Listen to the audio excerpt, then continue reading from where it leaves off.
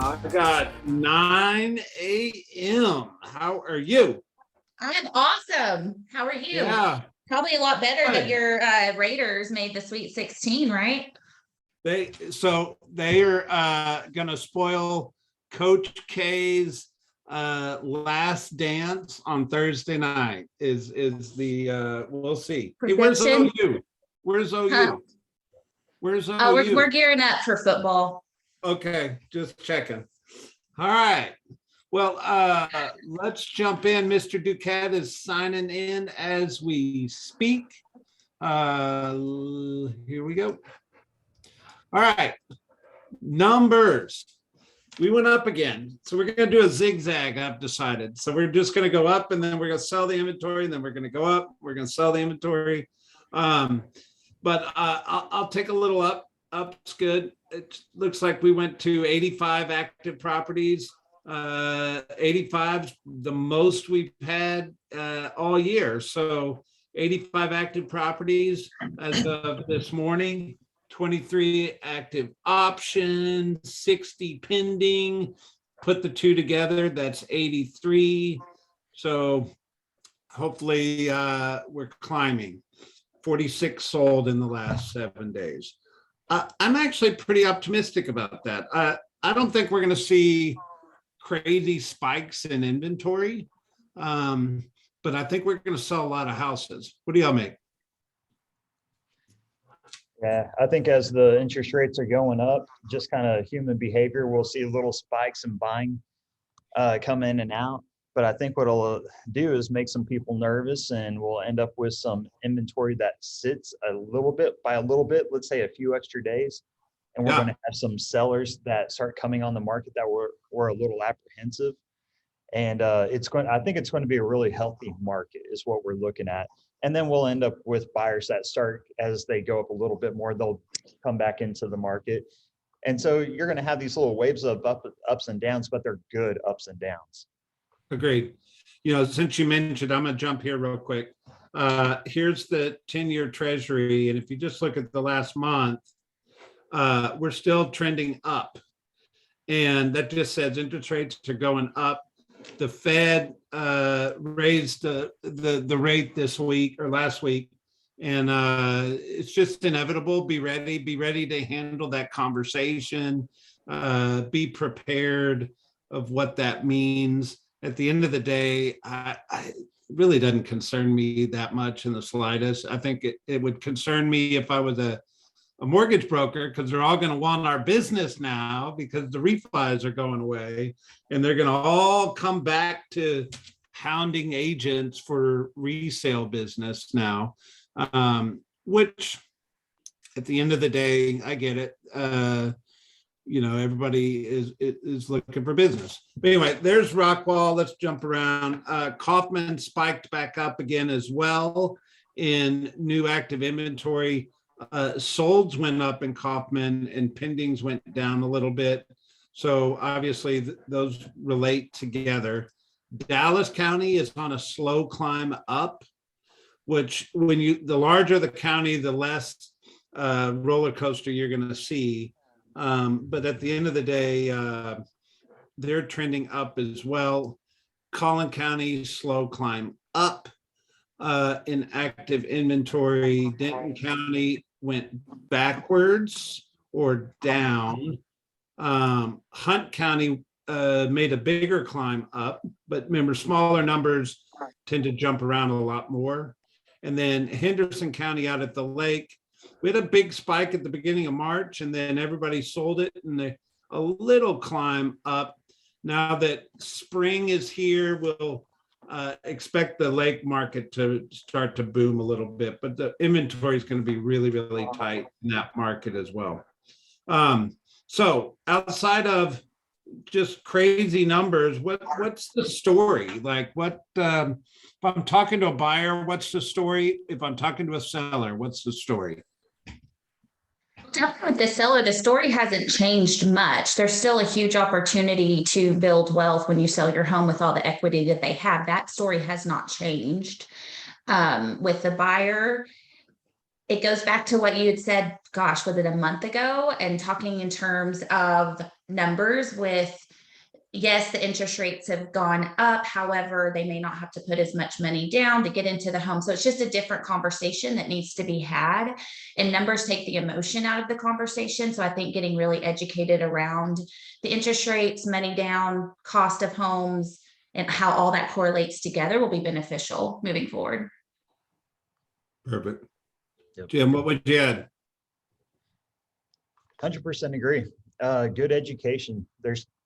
It kind of has to start with us. There's a lot of agents, and I've heard it over the last week or two, that have a lot of doom and gloom that's coming about with interest rates. They are what they are. I've got a lot of numbers that kind of lay out of where we've been. And when you take in consideration just salary changes over the last, I want to say 10 years. If you look at 15 years ago, whenever I got in real estate, we were at 6.5% interest at 210,000 average sales price. At 350 at the 2.75 we were at last year, those were the exact same monthly payments. And so now that we've gone up a little bit, things are just kind of catching up. It's not doom and gloom. It's a normal market, and people are going to be okay with it. It's just a shock of interest rates, and that's what people focus in on. Interesting. Okay. I like the where we're going in the market right now. It's just being a skills-based market and all the above, right? So Jim, I'm gonna throw this next one to you. So Tom Brady unretires, and then some crazy guy spent $500,000 on his last touchdown football. Now Tom Brady's gonna reimburse him with cryptocurrency. But crypto is certainly a interesting topic. But what is blockchain? Explain blockchain to me. Think of it as the most simple terms, a big information storage vault. And Okay. whenever you say you want information, it's there. And so every time we have, so as it pertains to real estate, if you say, I want to sell 2711 Sunset Ridge, everything about that property will be stored in blockchain and pulled out. So when you start thinking about the information that title companies have to pull together, that the HOA companies pull together, all that can be pulled in real time, not weeks. And so blockchain is really just where transactions take place. And so smart contracts, we would essentially, this is kind of the next process in blockchain, and is having smart contracts where once you fulfill something, it automatically kicks to the next deadline or whatever it may be. Funds get released in real time. It really takes out a lot of middlemen. It's a very fast, very smart process, and it'll eliminate 2 or 3 or 3. That's I think about 2 weeks off the average sale time. Okay. So it says blockchain has the potential to change the real estate industry. I think you could change out the word change with disrupt part of the industry, because even though this is a future in accepted transactions, I think there's a lot of money in political capital that doesn't want this to happen. Yes, absolutely. If you look, whatever you can control, you can make more money off of. So that's capitalism. But if you look at, what was it, a week or two ago, Joe Biden issued an executive order for all cabinets to see how blockchain can be used and cryptocurrency can be used in their individual cabinets. That is huge in just legitimizing this. And then I woke up this morning, Honduras is looking at making it a legal tender in their country. El Salvador did this last year. And now you've got Canadian banks looking at using a big bank blockchain called Ripple, which Bank of America, Wells Fargo, all your big banks in America are already looking at utilizing.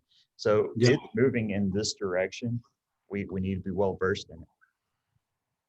100%. And here's the thing. I'm putting this on the screen, and you might think, if you're watching this, that we're talking about hairy-fairy kind of stuff, but this is it's actually a trend. And it's certainly something, if this is an industry update, we should not ignore, right? Like, these are where the industry is moving. It's not here today. I think I've shared, if you look at the MLS in Miami, Florida, Bitcoin is an acceptable form of currency listed in the MLS, right? So it's just stuff I like to keep our finger on, because we understand that the industry is just moving this way. So rock and roll. Okay. Let's jump in. A couple other things. Build to rent is a buzzword for many, but shipment companies, it's a mainstay. It's not about shipment companies. What do we think about this term, build to rent? I remember driving around town 15, 20 years ago seeing small little areas of town where one person owned the whole block. And I was thinking, wow, that's kind of weird. And I think 5 years from now, we're going to drive through entire neighborhoods that one person owns the entire neighborhood. Mm-hmm. And I think it's not too far in the distant future. So then the question is, build to rent market. Is that, what do we need to know about that? Like, where's the opportunity in that? What are the thoughts around that? The thoughts around people doing it is just what everybody else had to do in their business when COVID hit, was pivot. So they saw an opportunity and they took it. Wealth is always built in a downturn. It also brings me to another article that you haven't brought up, is the millennials buying. That's exactly what they're doing in order to save money to go buy these. The first time home buyer isn't that $100,000-$200,000 anymore. It's, gosh, there's 20-year-olds in these multi-million-dollar neighborhoods. So I think it just is an awareness of who is there, staying in contact with them, building the relationship. I mean, I don't know what it's going to do as far as overall crystal ball market, but I think it's an awareness that it's here and it's not going anywhere, and we have to compete against it. Well, I'll tell you, my brain went to, okay, if I want to be a traditional investor, I'm probably paying 80 to 110% value on a property to buy it. And then it becomes an investment property for me over a period of time. It's going to pay down in cash flow and create equity and all that stuff. But if I bought land and I built 6 houses on land, the amount of equity I'm creating by building those is pretty heavy. And I could always sell it, but I don't know. I just think your traditional investor is going to probably start getting a little more creative around doing development / investing in the future. Or we're going to see more and more people joining forces, putting money together to do these kinds of things. I know a property in Rowlett that's developed, ready to go for 25 lots. And I'm thinking, man, what kind of cash would you really need to have to take that down and build houses to own on it, right? Probably a couple $1 million, which would knock 90% of the people out of the playing field. But if you grouped people together, hey, maybe that's not that bad of an idea. However, I think that's going to become more and more normal. I actually think at some point in time, you're going to see an entire subdivision owned by one builder that's never going to go to resale. I think you're exactly right. And I think we're seeing it right now. You've got that being proposed out in Fort Worth. You've got another one up in Denton. And then as you start looking around, you're starting to see some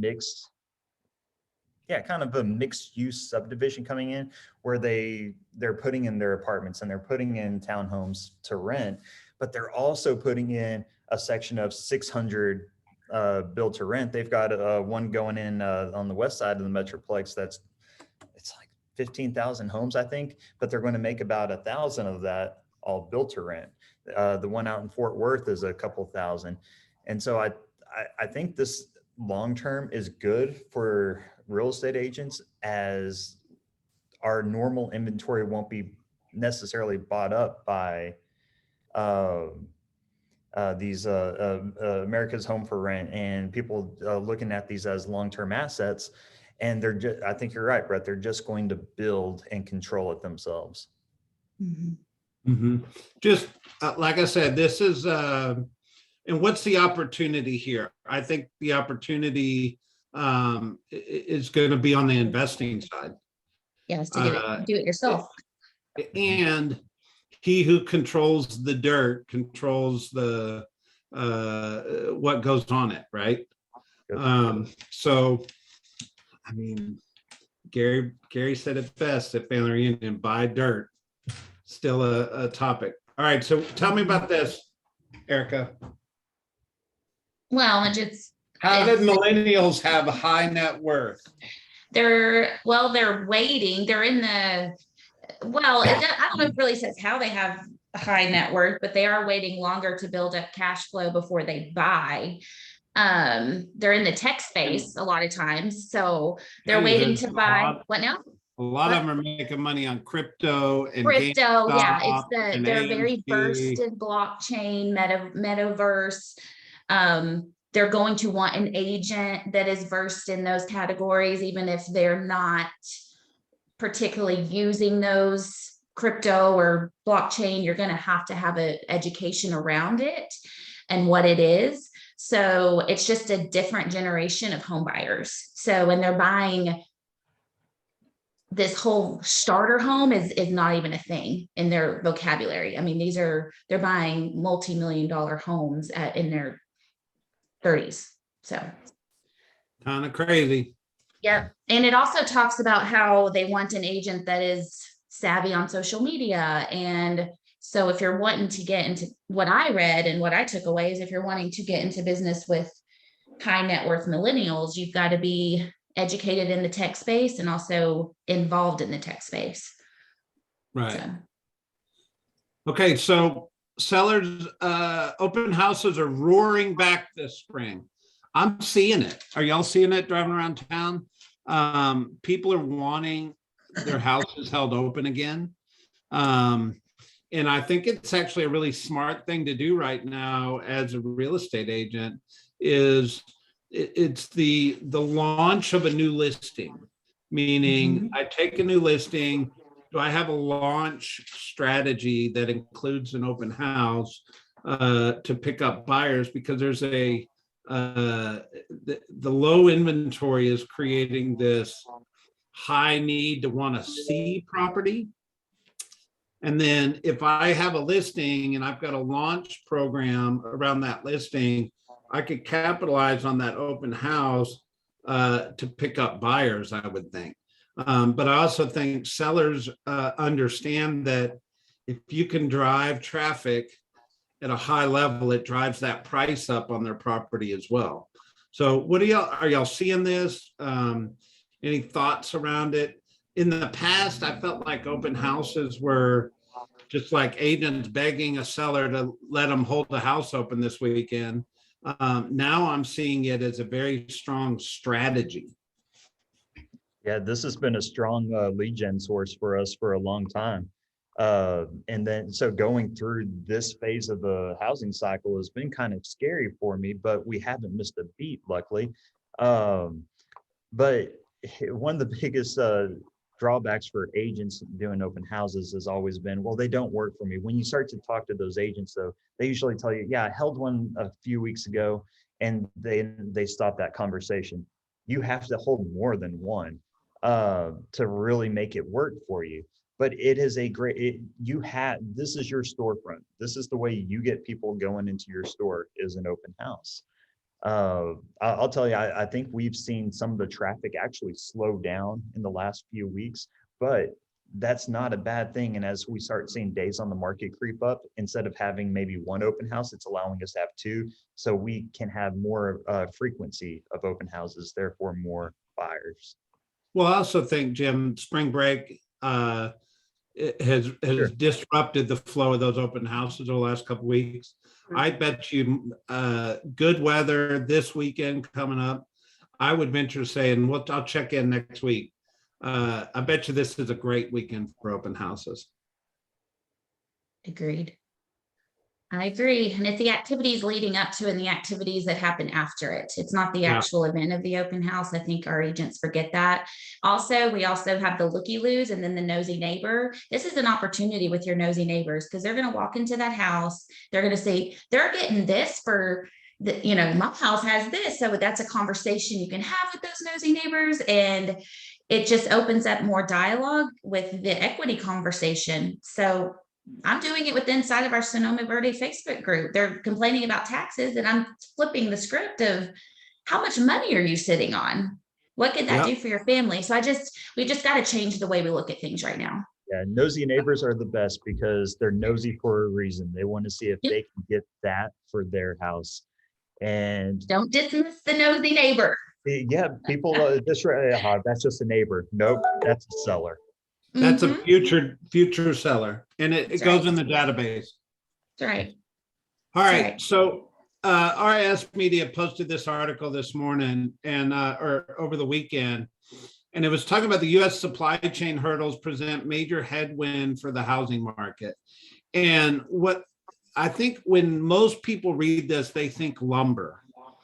But when you read down into this, it's not just lumber, it's appliances and things that are just on crazy back order, while delayed delivery many times for building materials and appliances have occurred regularly in the past 2 years. The suppliers from abroad have been able to deliver goods sooner than many of his domestic vendors. And one of the things is it's been about buy American, right? We want American made this, American made that. And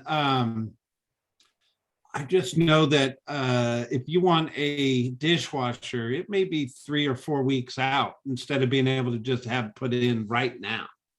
And whether it's about new construction and this creating problems with new construction, or a resale house that needs that part of the negotiation is a new dishwasher, it could be delaying things, and supply chains are just they're a very real thing in our market right now.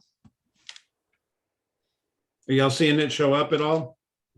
Yeah, we've had a few homes that have delayed closing because we didn't have an air conditioner, and it's been delayed by 2 or 3 months. So absolutely, this has been an issue, and I agree. It's not just lumber; it's everything.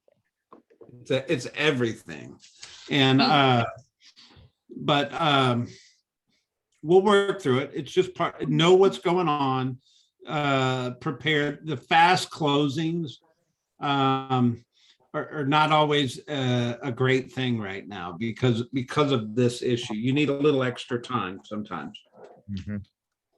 All right.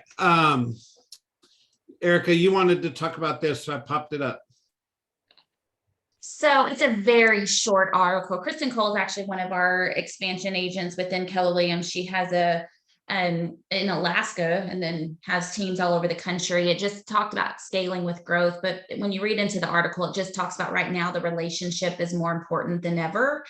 Not just keeping in contact with your database, but getting into real relationships. So she says, no matter what's happening in the market, what's happening with industry, at the end of the day, the relationship matters. It's very simplistic.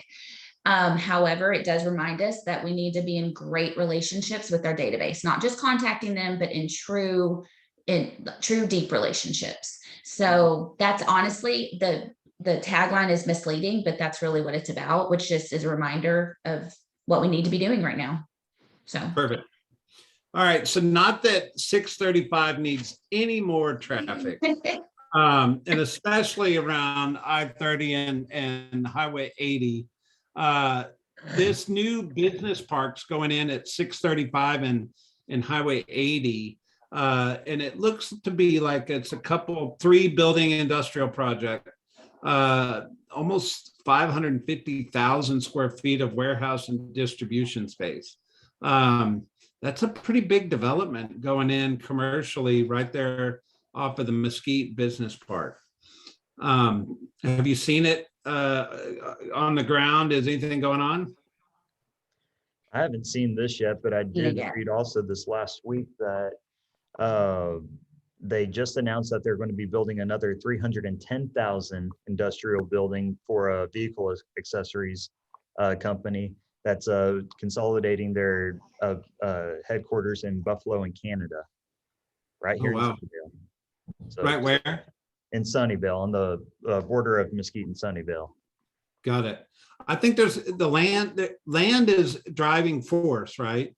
And where is there land to still do commercial development at affordable prices? I think you're going to see a lot off that 635, I-30, I-80 corridor in the next 10 years of just big business development, which I think will bring housing and in proximity to that housing, all the above, right? So I think it's a good thing that is coming in. The other thing that I thought was interesting from a commercial real estate standpoint, I think everybody thought COVID-19 and the pandemic was really going to give a black eye to commercial real estate. Mhm. And I believed that at the beginning, but it sure looks like commercial real estate is doing pretty doggone good right now. They're not hurting like we all thought they would. And I think one of the reasons behind that, commercial real estate typically is long-term leases. So unless the lease has expired over the last 3 years, those people were still servicing those leases even when everybody was working from home. And so now that everybody is taking the mask off and getting out and about and all the above, it certainly is causing commercial real estate to thrive again, I believe. Yeah, I think it's done the opposite. We're seeing multi-million-dollar renovations done to buildings. The Trammell Crow building in downtown just underwent one, and then they're redoing the quadrangle just east of downtown. And there's all sorts of projects going on right now. So, and a lot of buildings changing hands, which is a lot of. If you're in the commercial space, there's a lot of opportunity there. There you go. So make us smart. What are we taking from this call today? Inventory is still slightly increasing, but it's still tight. Opportunity is out there, and we're seeing a lot of activity in the industry right now. I think open houses are going to be huge in the next couple of weeks. So I'd be encouraging every agent to find something to hold open, if you can find it, to hold open over the next 8 weeks, because I think there's going to be a lot of buyers frustrated with not having anything to look at. And they're going to be walking into these open houses. And I think it's an opportunity to pick up some buyers, which doesn't mean that it's going to be easy, but it's certainly potential clients in your pipeline going forward. What would y'all take from our talk today? 2 things for me, especially with the investor conversation: buy dirt, like think differently, who's in your world that you can help create wealth with each other. And open houses, I would say, think outside the box. I don't think they have to be your traditional Saturday, Sunday. You can definitely hold them open any day of the week. No one ever says it has to be on a Saturday and a Sunday. So I would just challenge the thinking around open houses and how you do them, and also the activities around the open house, the follow-up. So that's one thing that I'm learning our agents need to do better. So Yeah, I want to just echo the open house. And if you'll just give me a second here, if you're tired of making calls, do the open house. If you will run a $20 ad, you get buyer leads that way. If hold the open house and follow back up, make sure you're getting them. They will sign in. I promise you. Be bold and have conversations. It's not even bold, just have a conversation. And then what Erika just said, exactly right. Call some of these builders and ask if you can hold some of their models open, especially if they're by a school. You know who drives by schools at 3 o'clock? Moms. You know who might be looking to get closer to that school? Those families. There are things that you can do that are just not Saturday and Sunday. You're exactly right. There you go. Industry update. Thank you, guys.